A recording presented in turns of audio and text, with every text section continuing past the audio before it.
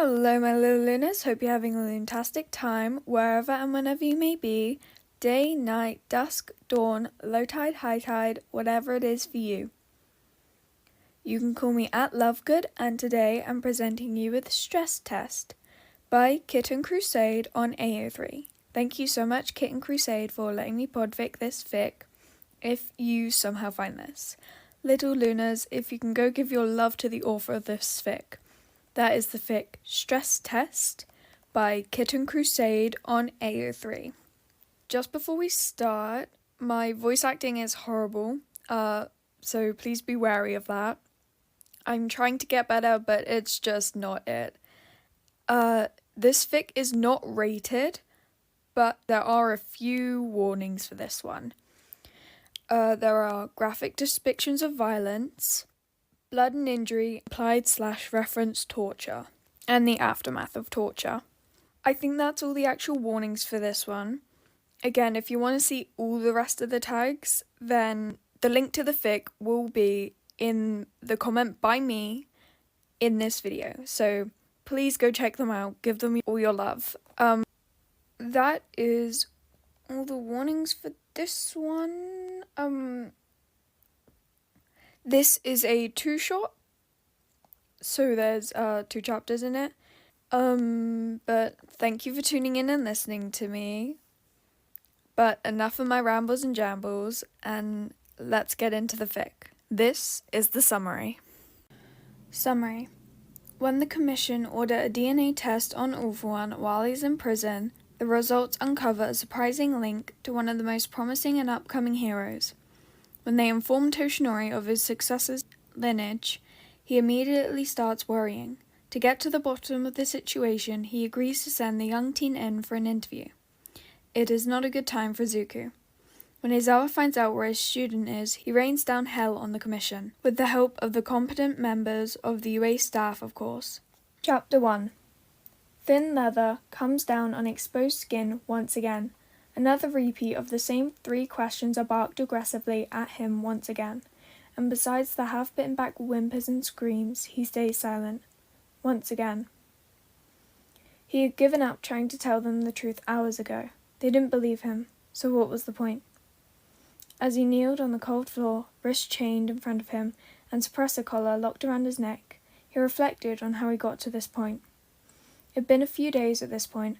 All Might, his mentor, his idol, All Might, the former #1 hero, had intercepted him on his way back to the dorms, asking if he had any time to meet someone. For All Might, he had all the time in the world. That's why this situation stung so much, so deep in his heart. He was led out of the school gates and a bit down the road, away from cameras and Nezu's prying eyes. They were met by 2 generic-looking men in forgettable suits. All Might had introduced them as handlers from the Commission. He said they had some questions they wanted to ask him, and would he please go with them for an interview. An interview? Bullshit. But at the time, he had trusted his hero wholeheartedly, and despite the sinking feeling in his gut, he went with the 2 men. Besides, a hero shouldn't be scared of answering a few questions, right? Wrong. So very wrong. They turned the corner away from the skeletal man. His memory blanks for a while. When he became aware again, he had a splitting headache, and he was completely restrained, situated in a chair with his arms locked down tightly to the piece of furniture. A suppressor around his neck and some sort of excessive blindfold contraption locked around his face. The voice had started on him quickly after that. He couldn't tell if it was male or female. All he knew is that it could be very loud and very terrifying. They had started off slow, just asking questions about his connections to Midori Hazashi, his notebooks, his friends. He had answered truthfully. He hadn't seen his father since he was 5. They were a hobby, the desperate hope for a late bloomer, a force of habit. He loved them, would do anything for them, trusted them with his life. But these answers didn't seem to be what they wanted. The first punch caught him by surprise, coming from the opposite direction of the voice. He hadn't realized that there were others in the room. That first round had lasted hours. Eventually, they decided to take a break. Izuku was lifted out of their chair and dragged harshly away, tossed into another room with his hands cuffed together in front of him. This was when he realised the thing on his face wasn't coming off unless he wanted to rip his ears off with it. Since then, he has had 4 different rounds with the voice, each one bringing a different kind of pain. When he couldn't give them the answers they were looking for, he was tossed back into his little room down the hall. Another lash brings him back to his unfortunate current situation. He heard the voice let out its rough, irritated sigh, and he flinched. He had learned quickly that sigh never meant anything good for him. Take him back. Put him in position 4. Let's see how he handles a little stress. His wrists were unlatched from the floor and his arms were wrenched behind his back, cuffs locking with a loud snap. He was dragged up from his kneeling position and away. He assumed 4 guards were escorting him, judging from the shoves and round elbows he received as he was guided to his room. A door was slammed somewhere ahead of him, and he was dragged through a turn. The dank smell alerted him to where he was. Home, sweet home. But instead of leaving him sprawled on the floor with cruel laughter, like the other times he had ended up here, he was pulled into the centre of a small space. A guard stood in front of him, both of his shoulders firmly in their grasp. His right ankle was grabbed roughly and pulled to the side. He felt cold metal lock around it. The same treatment was given to his other leg, till he ended up stood with his feet a bit more than shoulder width apart. The chains of his cuffs were grabbed next. Something snapped around it, and then the guard, holding his shoulder, stepped away as, with a metallic clatter, his arms were wrenched up towards the ceiling. He yelped as lashes that had just started to scab over were ripped back open at the sudden movement. Then he focused on trying to keep his balance on the balls of his feet. Core tightened to keep some of his weight off his now screaming shoulders. The door slammed, and he felt dread sink into his soul. They weren't really going to leave him like this, were they? They did. It only took a few minutes for the muscles in his bruised and battered torso to give out, sending all of his weight slamming down onto his shoulders. He screamed, and tried to force his shaking muscles to support him again. His breaths were coming out in pained gasps as he did his best to balance to the best of his abilities. This sucked. Bring back the whip, the electric shock, anything but this. Aizawa Shota was a patient man. He had to be. He worked with superpowered teens on the daily for fuck's sake. That being said, there was one person on this planet that ate through his patience within 2 seconds of his distance in the same room. And here Shota was, marching to Nezu's office where the big lump was supposed to be meeting him, the things he does for his class. The door swung open as he neared. Oh, good. All shite was already there. They could get this over with quickly. He tossed himself into the second chair in front of the desk, accepting the tea his boss slid across the wooden surface. He knew nothing would happen until the furry menace got through his little routine. After every one of them had taken a sip, he knew he was good to begin. "Yagi-san," he said, locking eyes with his target. "Do you know where Midori has gone? His classmates said they saw you leading him off the grounds 2 days ago. He hasn't been seen since, and his school ID has not been used to get back through the gate." The blonde himbo jumped a bit at the question. Oh, yes. Did I not inform you? I must have forgotten." To say his heart stank into his stomach was an understatement. At those words, the sense of unease he had been feeling kicked up to 100. "Tell us what? If you sent him somewhere, you should have informed me, as his current guardian and homeroom teacher, and his mother, beforehand." The idiot scratched the back of his head with a sheepish laugh.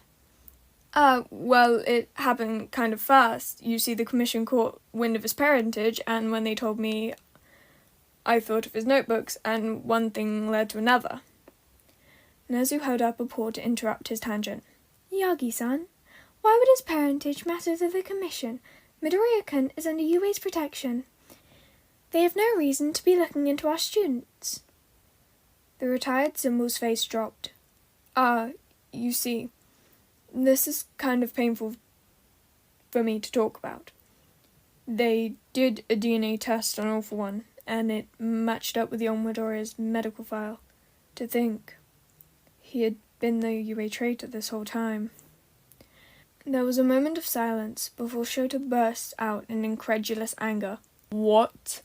What are you on about? Midoriya is not the traitor. Have you met the kid? It took the better part of an hour, with Aizawa and Nezu both arguing vehemently for Midoriya's innocence, before the brightly covered dumbass finally admitted he had handed the kid off to the commission for interviews to determine if he was guilty or not. With that statement sucking the souls right from their bodies, the two heroes snapped into action. The principal dived for his computer to hack the commission servers, and Eraserhead made for the door, yanking a communicator from his utility belt and sliding it into his ear, before texting an SOS alert to the teacher's group chat, telling Present Mike to meet him in the underground garage. The cascade of quiet beeps in his ear told him that all the fellow staff members were tuning into their private channel. Show, what's the SOS for? Is it the little listener? Is he hurt? Unknown. All Might left him in the hands of the commission under the suspicion he was the traitor. Nezu's getting us the location now. We're going to get the kid and bring him back to the safety of the school's grounds. He ignored the shouts of anger and shock across the line, and powered through All Might's stuttered excuses, interrupting brusquely.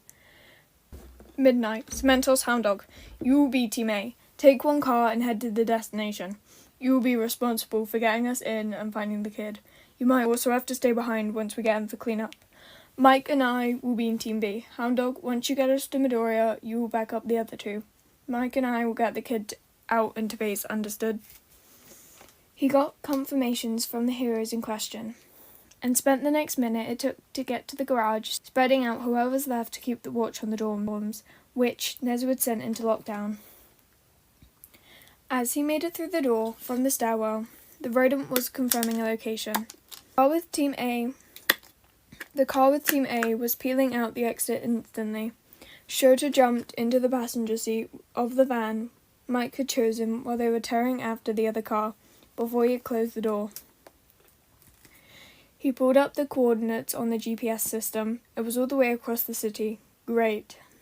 He continued coordinating the other teachers with Nezu's help, now that the principal could turn his focus to something else. Even with Mike driving like a crazy person, it still took them 15 minutes to get to their location. That was 15 minutes too long, but he unfortunately didn't have a teleportation quirk. As they pulled up to the nondescript building, he was conferring with Team A, who was already forcing their way into the building. Mike tossed the gear shift into park and the keys into the dashboard. They were racing each other to the door, and they could hear Midnight giving a speech, punctuated by Houndog's menacing growls. As they drew even with Team A, Midnight looked over at them with a smirk. Hey, Eraser, they think they can stop us. Take care of it. Sure thing, kitty. He snapped his haze to the hulking man beside him, who had his nose in the air. Hound Dog, this way. And they were off once again, winding their way through the maze-like halls, Shota quickly marking the path with his knife. Fuck their paint job. At some point, the man in the lead balked a bit, wrinkling his nose a bit. Blood, burnt flesh. He's hurt. Mike swore colourfully under his breath. Present Mike swore colourfully under his breath as they redoubled their speed. They skidded to a halt outside the door. Honestly, with the blood trail leading down the hall, Shota could have figured out which room it was by himself. He waved Hound Dog on to keep going to the end of the hall. It wouldn't do to be ambushed from that side. Cementos was following the trail Shota had left and blocking all the other entrances to that path, and Midnight was turning the rest of the building into an absolute chaos zone. He really appreciated his fellow teachers.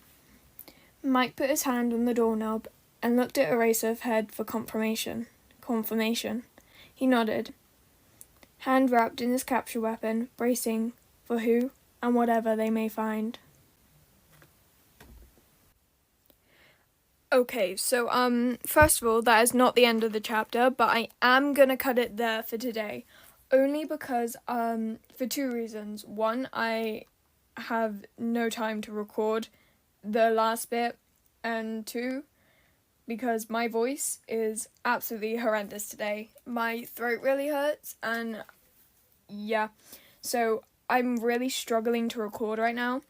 And it's annoying as well because my like pauses and me saying the wrong words is actually not bad today, but because of how annoying my voice is and how it's struggling to read, so yeah. Anyway, so I'm not going to do the notes on this chapter until I post the next one. Another reason actually is because I need to get this out, because I'm doing a video every week. So this is going to be split in either 3 or 4 parts. I will tell you probably at the end of the next video if it's 3 or 4. This is a 2-shot, and this is the first chapter, so I'm splitting the first chapter in 2, but the second chapter might be a full one.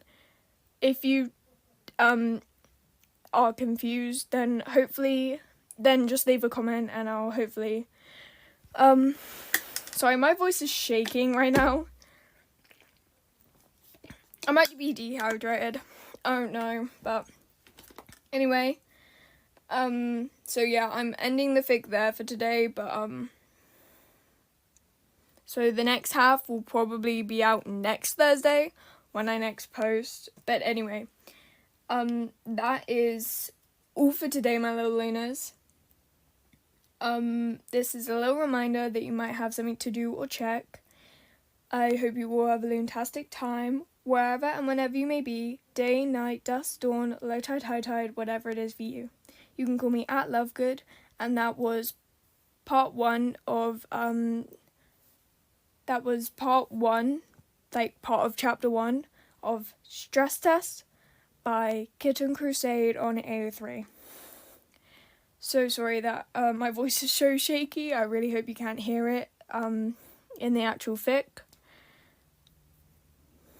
Hope this one doesn't get posted too late, and bye, yellow learners.